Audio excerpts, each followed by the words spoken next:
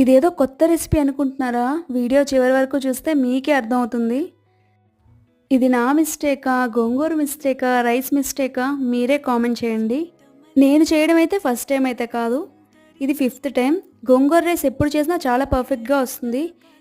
ఈసారి ఏమైందో తెలీదు. ఎన్ని విజిల్స్ పెట్టినా వాటర్ అనేది అస్సలు ఇంకలేదు. అలా అని వాటర్ 1:2 రేషియోలోనే వేసాను. ఫస్ట్ టైం 2 విజిల్స్ పెడితే అవ్వలేదు కదా అని మళ్ళీ నెక్స్ట్ టైం కూడా 2 విజిల్స్ పెట్టాను. అదేంటో ఫస్ట్ టైం విజిల్ పెట్టినప్పుడు తక్కువ వాటర్ వచ్చింది.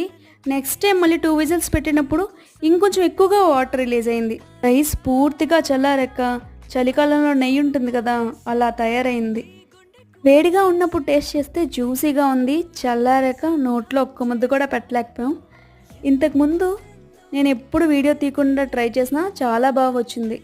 ఈసారి వీడియో కోసం ట్రై చేస్తే అస్సలు బాగా రాలేదు. మీరు ట్రై చేయకండి.